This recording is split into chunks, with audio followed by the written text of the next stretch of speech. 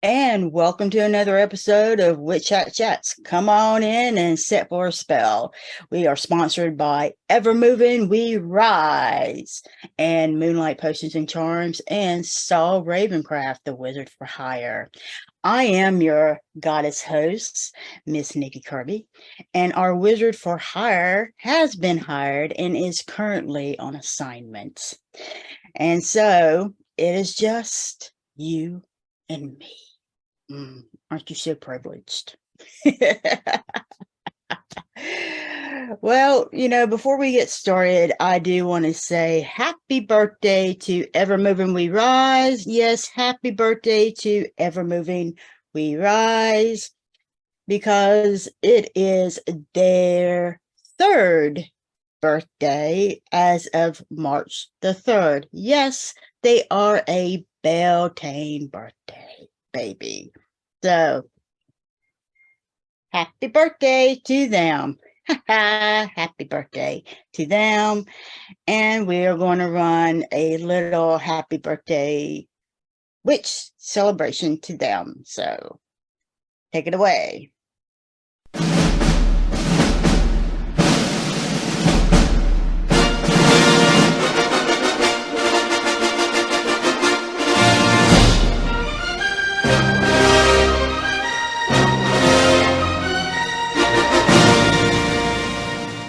And wasn't that fun?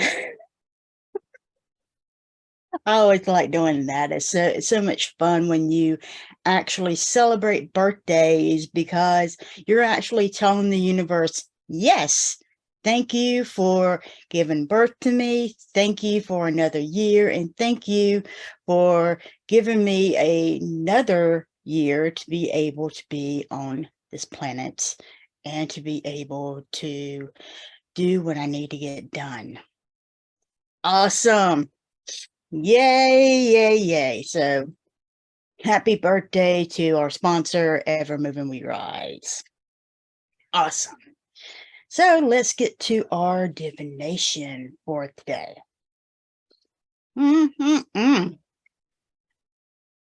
All right. So today's divination is by George Carlin. And yes, he is a dead comedian, but he was absolutely funny when he was on there. And his divination today is, and I quote, "I was thinking about how many people seem to read the Bible a whole lot more as they got older." And this is very true, especially in the South. This is really, really true. And then it dawned on me, they're cramming for a final exam.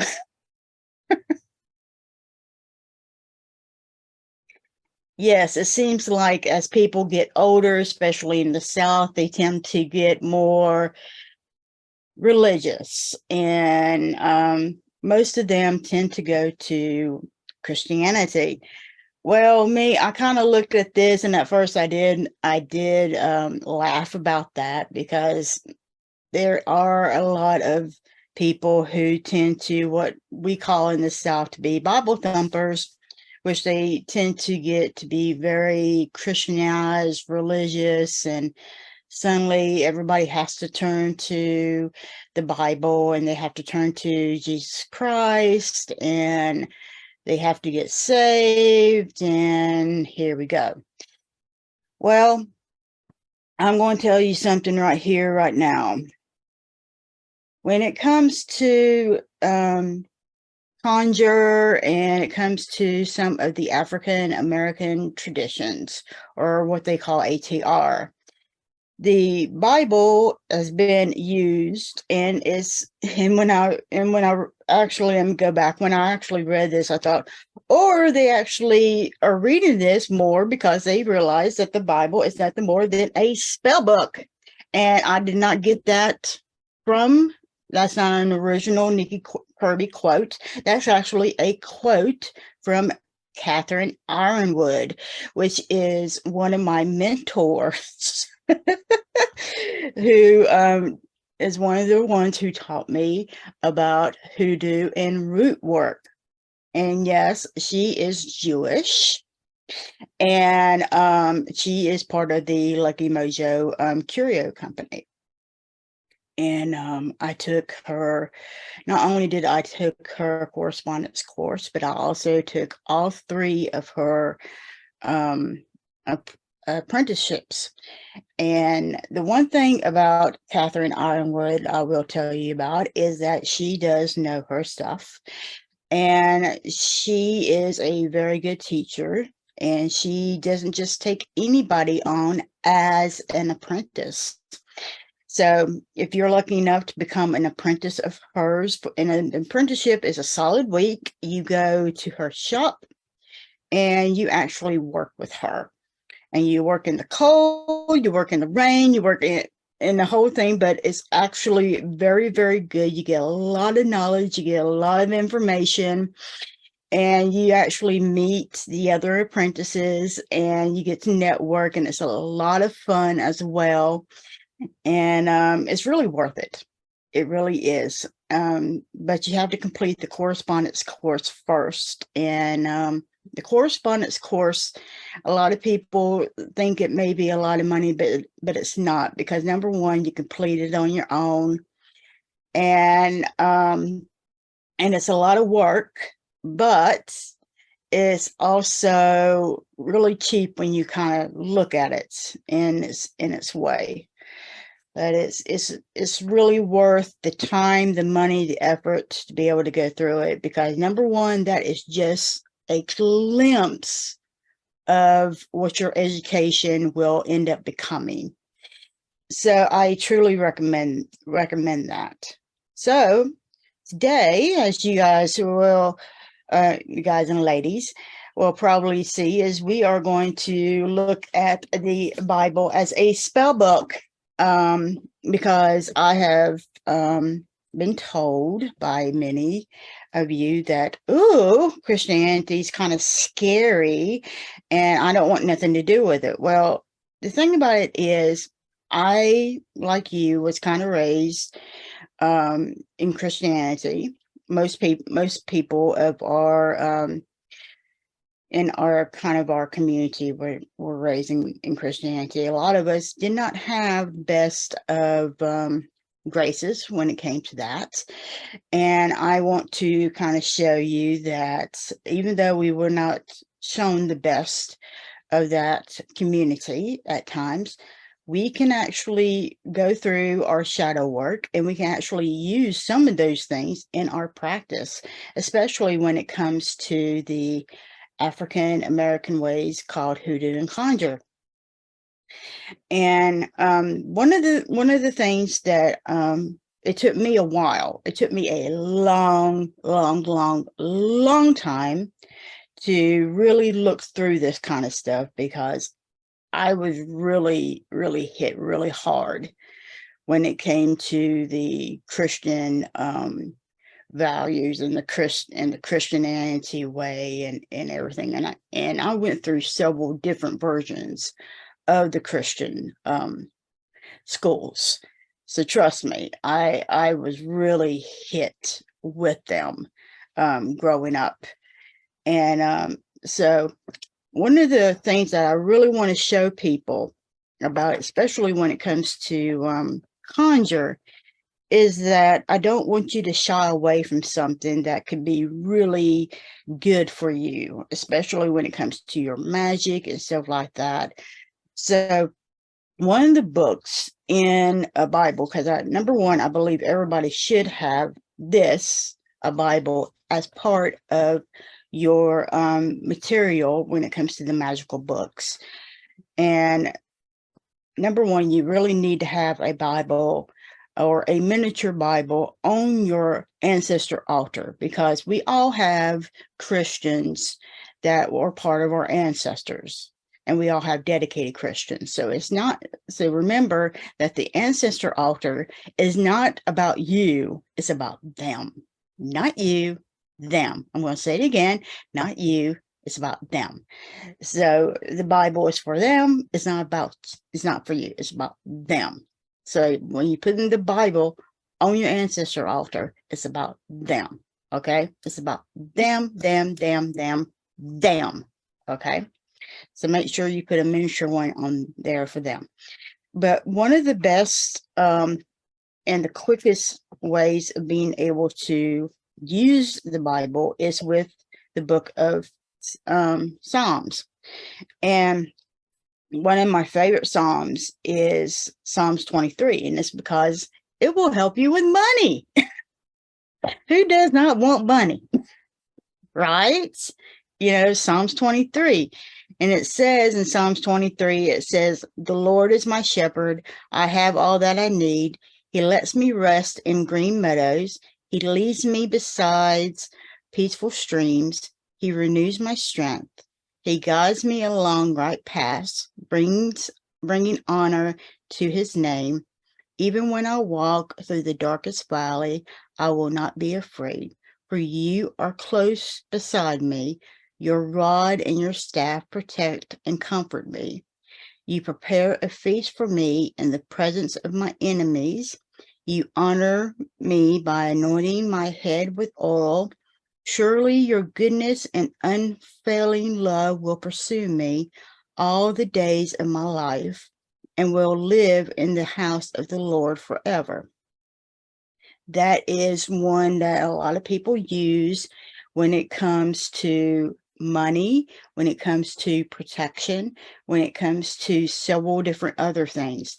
It's also really good, especially if you have customers that are Christians and they want to be able to use your services, but they're not really too, they're like, I'm not really too keen on using the witchy parts of it. You say, "Oh, don't worry, it's not really a witchy part. Here, you open up your Bible and here, you read this, read this much here, and you're good. You're good with the Lord. You read this. It's awesome." Right?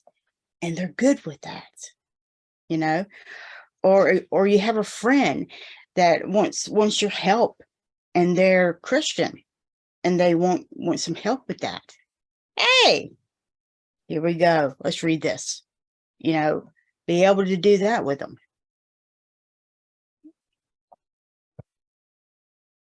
And also you can be able to use it yourself instead of saying the Lord. If you want to say a goddess, turn around and just substitute Lord for lady. No big deal. It's that easy if that's what you want to do. There's so many different things you can be able to do with this. And actually, as a matter of fact, there is a book that is written, and is written by Miss Michelle and Professor Charles Porterfield, and it's called Hoodoo Bible Magic. It's very short. It's about $11, $12 maybe. And in here, he's got they got all kinds of ways for scripture and all kinds of different ways of being able to use the Bible for magic and stuff like that. That can get you started, including how to do curses, how to be able to do removals, exorcisms, stuff like that. They even got a quick list, and it's like 3 pages. Well, 1 minute. 1, 2, 3, 4 pages on Psalms alone. I want to be able to do as far as quick things, including forgiveness, protection, bringing friends back, being able to destroy hateful and envious enemies, Help your marriage if you're struggling with it. Turn one's luck around. That's Psalms 57. Be able to find a new home to be fixed with good fortune, happiness, and peace. And that's Psalm 61. I mean, stuff, road openings, stuff like that. Even help with childbirth, driving off approaching robbers, good things for safety, stuff like that. It's even giving things for recovering people and goods. All kinds of different spells that you can be able to use as far as using them with the Bible and stuff like that. So it's really good to be able to use. And I know both of these authors, so they both know their stuff. And they're really good, and it's really written. It's a very thin book. So I mean, you could be able to read it probably, if you're a quick reader, be able to read it in a couple of days, and be able to study it. And like I said, this is just a start of your practice. Just be able to add to it. It doesn't mean that you're going to become a Christian all over again. It doesn't mean that. It's just part of Hoodoo. It's part of Conjure. The thing about it is Hoodoo actually had to adapt because it's part of slavery. And when the slaves were forced to come over here, they weren't allowed to practice their religion. No, they were not allowed to practice their religion. So they had to take the things that they were given from the Christian religion, and they had to adapt them as symbols for their own religion, so they can be able to practice their religion underneath the nose of Christianity. And some of the things that they were able to do were this, and it was the Bible. So they were able to show through the Bible all these things. And basically that's what it is. I mean, hell, you have the book of you got all of these kind of books here that sit here and just tell you. If you sit here and read it, they tell you what to do, how to do it. I mean, duh. They tell you about Hossip. They tell you what Hossip is for. Hossip's to remove sin. Duh. And then if you think about that, what else can you use Hossip for? Well, let's see. If you want to make sure that your money is free and clear when you get it, use it in money spells. If you want to make sure that when you get healed, that you want to be able to be free and clear of the healing, and it not being that whatever is clear, whatever the healing is from. Like, for example, if you want to make sure that your chicken pox isn't going to return 4 or 5 times, like mine did, you want to put that part in, you want to put Hossip in the healing, stuff like that. Yeah, put that in there. Duh. It's stuff like that. It gives you these ideas. It gives you all of this stuff. So make sure that you understand that. Make sure it gives you all of these different things of being able to understand that. And the one thing I really truly understand and look at it with a different point of view. Don't look at it as, oh, this is a thing that's going to really put me in hell or anything. Number one, hell we know it's not real. It's just a form of control. And I do have a blog on Moonlight Potions and Charms, which is mpcmagic.com, that you can go look at, and on my blog, that basically talks about that hell is nothing more than a form of control. That's all it is. That's a place that it's been made up. So don't take everything really so literally. It's like, Jesus Christ. But anyway, we're about running out of time for the first half. So that is all. And if you need more information about the Hoodoo Bible Magic, you can go down into the summary and it will take you to Amazon. And I think, like I said, I think it's about $11. Otherwise, you can go to the Lucky Mojo Curio, and I believe that they are carrying it and so forth. And they probably charge the same amount. So anyway, we will be right back from our amazing sponsors, and I will have our wonderful, amazing guest host in a little bit. So we'll be right back. Anybody can tell you what is on a tarot or oracle card. What matters is seeing beyond what others may not be able to see and help the client to uncover what lies in the mist.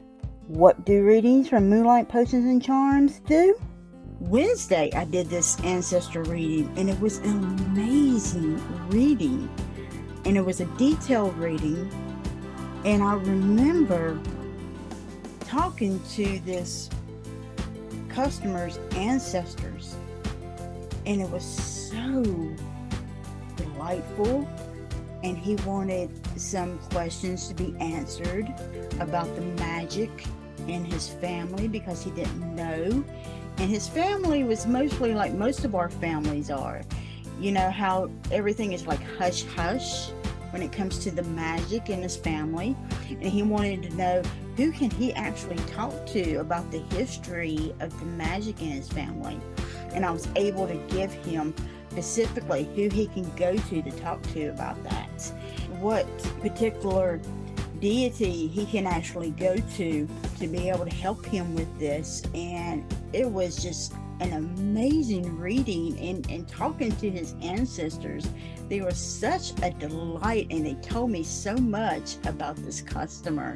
It was just an absolutely wonderful reading for him, and I was just so happy to be able to give him this wonderful reading. It's really amazing to be able to give people these readings, these products that's really going to help them, and be able to give back to the community, because this is what Moonlight Potions and Charms is about. We want to help you to embrace the power of your own magic. That is what we are all about. It's to help you to do that.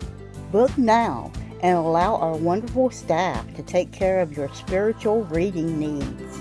And there is so much more in our Wicked store to help you to embrace the power of your own magic.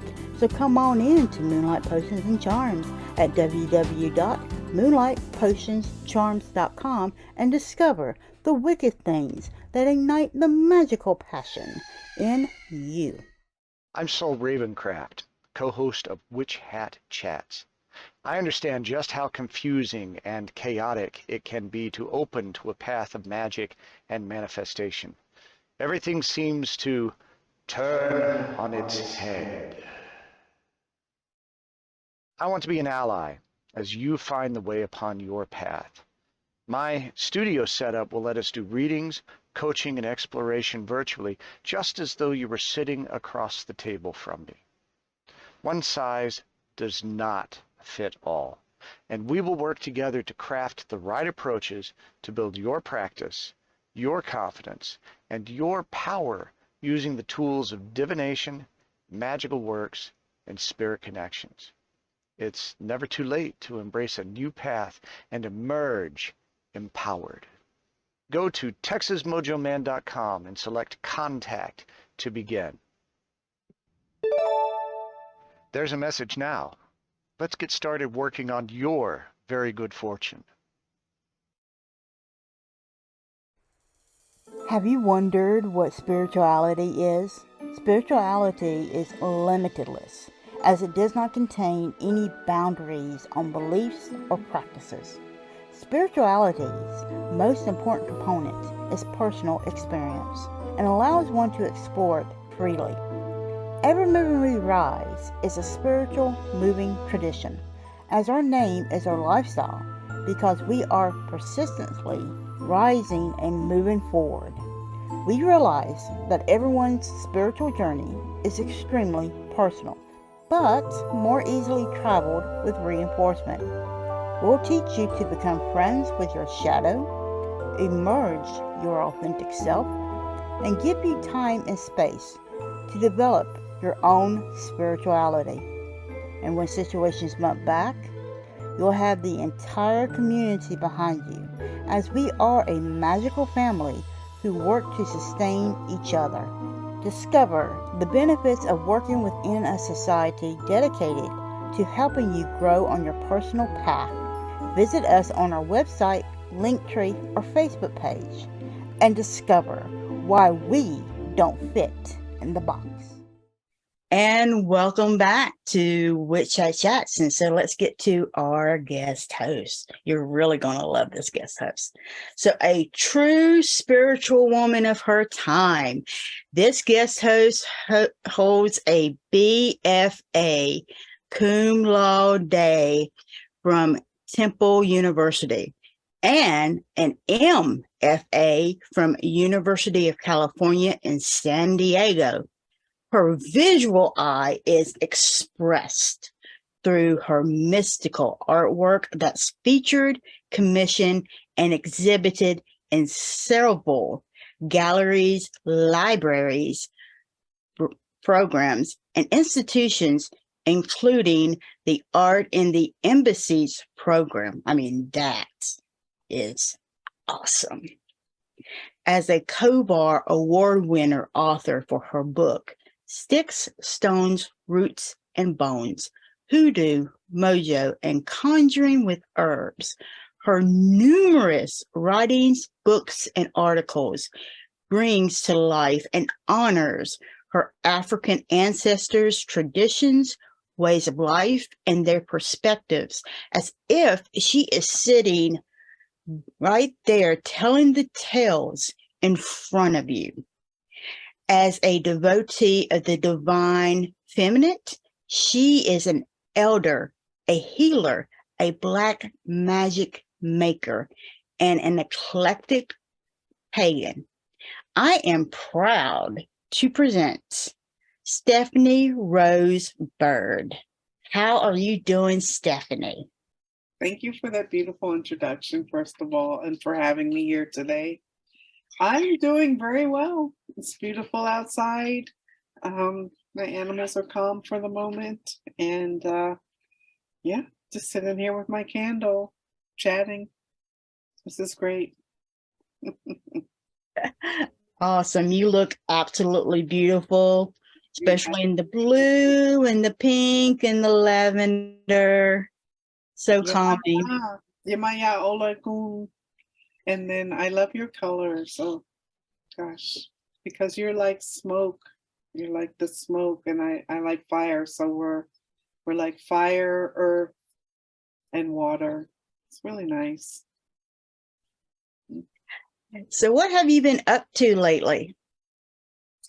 I have been writing lots of books. I'm working on a memoir that the stories come to me in fits and starts. I started working on this book in 1999, and it's not ready for prime time yet, but it's more than halfway done. And so I've been working on that, working on a DNA ancestry magic book for Llewellyn. And I have a really big book coming out with HarperCollins next year called Motherland Herbal. So it's a really big encyclopedic herbal guide. Those are the things that are keeping me busy at the moment. Yeah. And yes. I'll be illustrating Motherland Herbal as well. So it's a pretty big project. I say big because usually my books are less than 300 pages, but this one will be more than 500 pages long. So it's a big book. So are you going to be drawing out the herbs and everything in your new book? Yes, I will be drawing herbs and sort of like the biomes that I'm speaking of. So if it's like mangroves, I'll do a nice watery, sort of like brush and ink drawing of that kind of space, or gods and goddesses, other deities, things like that. So, Yes, because I was seeing your artwork and it was looking amazing. The oh, way thank you just you. capture things and the way you blend the colors. And because I'm also an artist as well.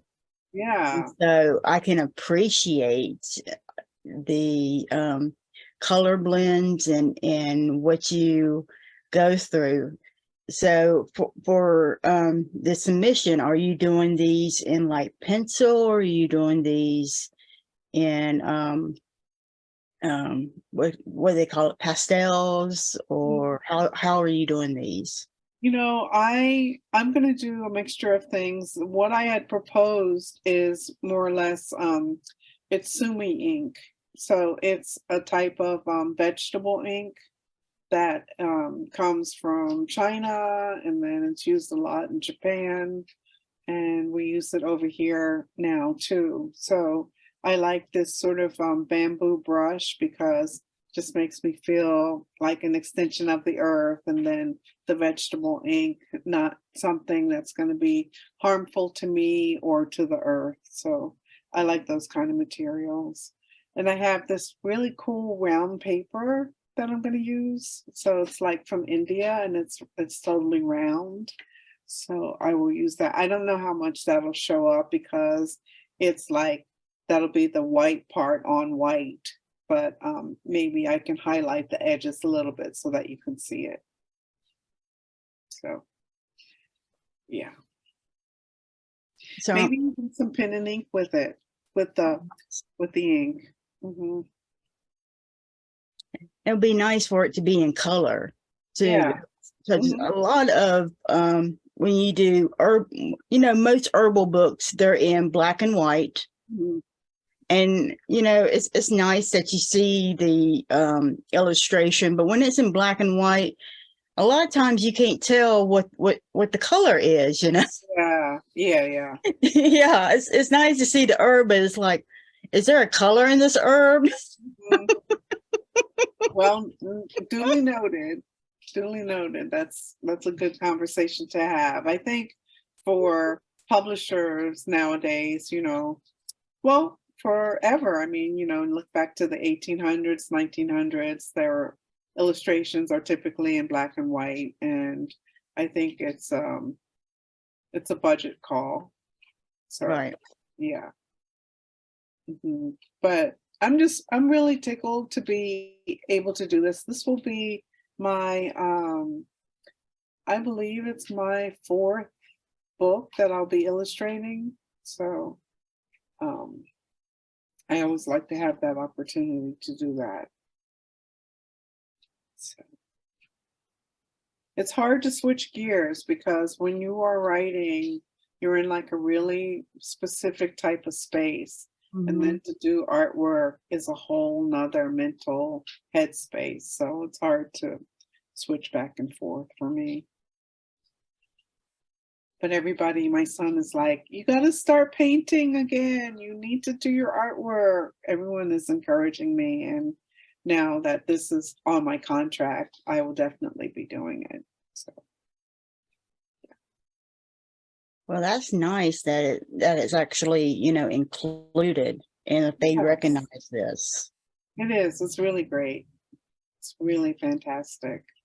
It's a dream, really, to be able to bring together your different art forms. I've always been involved in the arts. I started with piano, like many people do, but then I did dance all the way until I was about 20 years old, and I performed a lot as a dancer. During that time, I also got involved in theater. I wrote poetry and performed that. So it's just been like a life of the arts, but it's nice to bring two of them together. And a larger audience. Mm-hmm. It Yeah. is. It is. Yeah. You know, I took piano too at one time, and then I stopped because my piano teacher, see, I got short, fat fingers. Oh, You know, I don't have the long fingers for the piano. like that. Yeah. Right. Your fingers look sturdy and good for working with. Well, I also have carpal tunnel syndrome now, but back then I didn't. And I was in my 20s learning how to do the piano, and my piano teacher, she wanted me to stretch, you know, for those long ones, right? Yeah. And so my personal mentors when I was looking were Elton John and Billy Joel. And when they never did stretch, what they did is they flipped their wrist. Yes. And so that's what I started to do. I started to flip my wrist, you know, to get to those long keys because they had short, fat fingers, right? Oh, my piano teacher had a fit. Oh, yeah. Had a Quite fit. emotional. Yeah, they can be quite emotional. To the point where she took a ruler and she started hitting my hand, gosh. you know. Yeah. And this was over Frere Jacques, you know. Yeah. And it was like, I was like, what the hell? Yeah. And she says, no piano player ever does that. I said, well, Elton John and Billy Joel do that. They make millions of dollars every year, you know. Yeah. And I said, I can actually show you video that they do that because I watched them. Yeah. Yeah. When I was in art school, there was a really long break where I didn't do piano anymore. We didn't have a piano at home or anything. It just seemed really impractical. But when I went to art school at Tyler School of Art, you know, it's a part of Temple University, I was really influenced by Thelonious Monk, the jazz musician. And so I would do these like really avant-garde pieces, and it was really satisfying to me. You know, I would sit there and unzip the back of my dress and just like, it would be all formal. And then I would do that. I would like unzip the back and just like go at it in my own style, thinking of him, you know, knowing that, you know, to me, he's untouchable. So, but I was influenced by him and his freedom and imaginative playing. So, yeah. I like jazz a lot. I've been listening to it more and more these days. Oh, me too. Me too. I absolutely love jazz. Yeah. Just, you know, because to me, it sings to your soul. It does. You know, it really moves you, especially when you get the trumpets in there, you get the saxophones in there, you get the drums, you get the piano, you get all move, and you can dance to it. And yes. And if you're in a bad down, you know, place, it can bring you up, you know, really, really quick. Yeah. And it's just one of those things I absolutely love. And it doesn't matter what the words of it are. Yeah. The beat just hits that motion and it just makes it go up. Yeah. Yeah, I've been really liking Count Basie in that kind of way these days, because I feel like the upbeat feel to his work just like really energizes me. I actually listen to it maybe 20, 30 minutes before I start writing, because then I feel like, oh, okay, I can do this. I'm struggling with my cat right now. He wants to be on screen too. He can be on screen. See, we see his fluffy tail. It's okay. You stay We are animal friendly here. Yeah. Who knows what he'll do? You know, I have a candle burning. I have an iced tea. I don't. Ugh. Okay, he's settled now. He's good. He's very good. Yeah. So Yeah, it's neat with the arts, you know, bringing them all together. And I hadn't been doing that for a while, but I've been stuck with my writing, and I found that listening to jazz is like the way to make it flow out of me.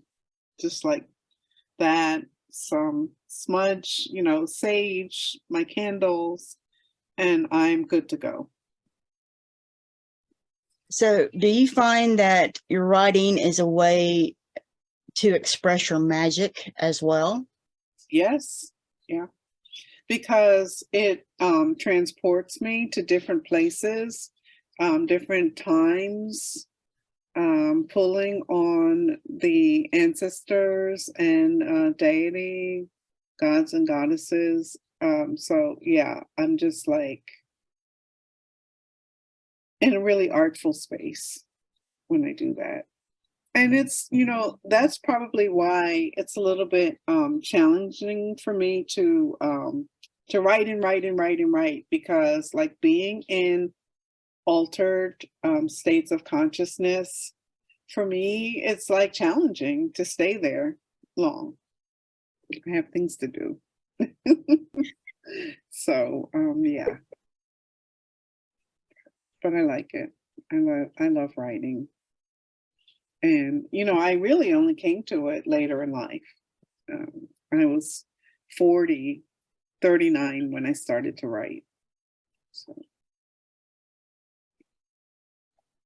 Yes, I can understand that too. I'm beginning to write a lot more here Mhm. lately myself.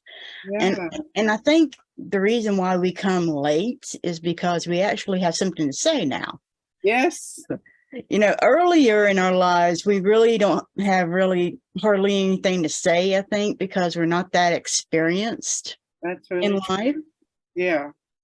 you know, and maybe it's because not only that we're not experienced, but maybe it's because we just really want to do something. Yes. Yeah, I don't know what happened. It was something about my garden and sitting there and writing in it. You know, I started writing some shorter pieces and just took off from there. Yeah. Well, you know, with me, it's always been everything's always been handed down story wise. You know, it's never, it's rarely been written down. Yes. It's always been handed down, you know, by word of mouth. Mm-hmm.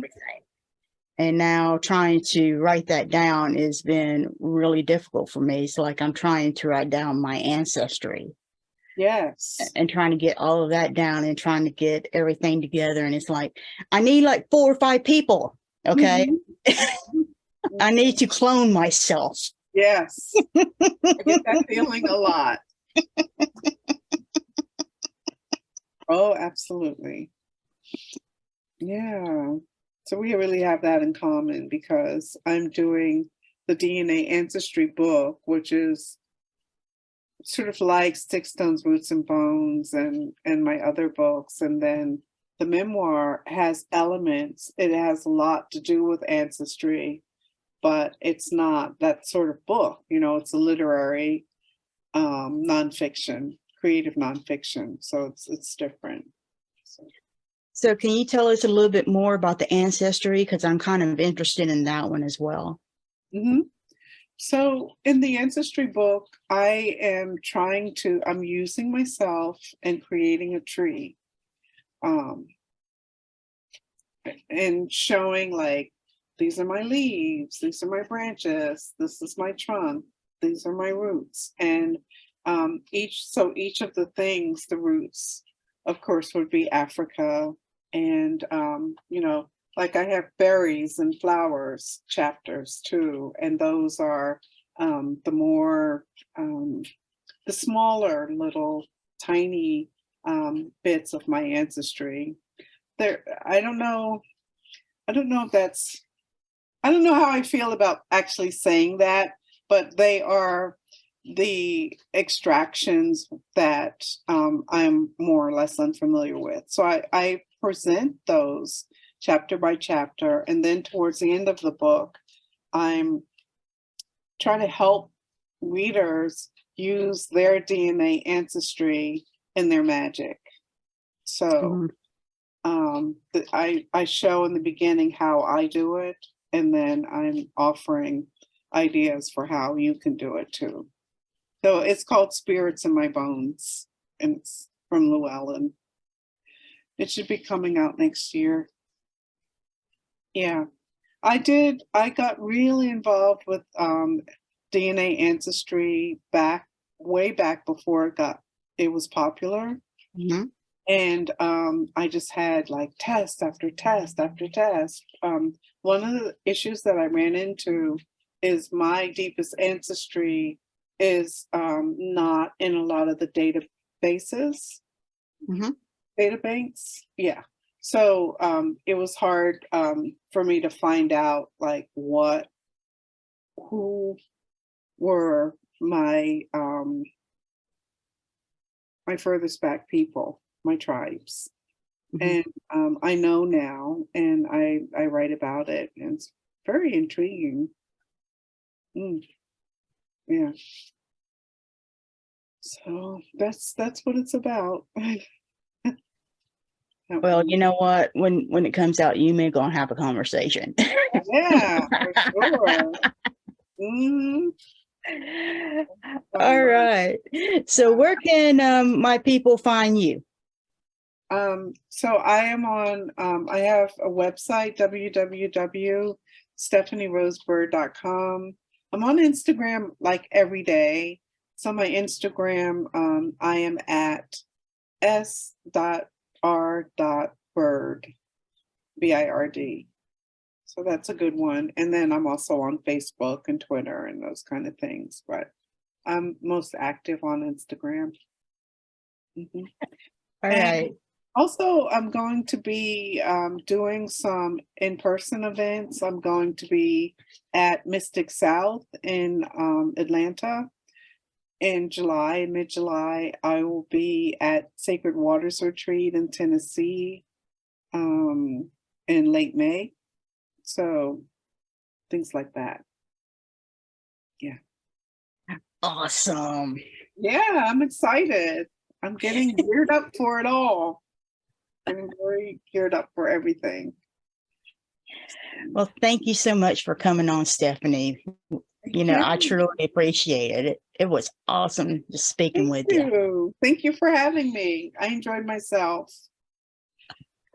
Thank you.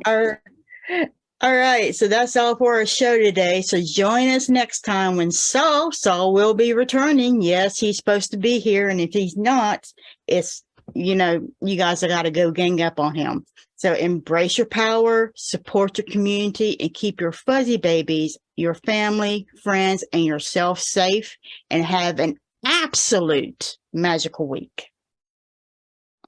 I know some people who like to chat. I think they're witches, how about that? And every Sunday at 12 o'clock. And if you're hurting, they're willing to talk. Nikki Kirby with that black stone. I agree, Evermoving We Rise. Laughing so will the beautiful mind. I give you blessings under moonlight. I know some people who like to chat. I think they're witches, how about that? And every Sunday at 12 o'clock. And if you're hurting, they're willing to talk.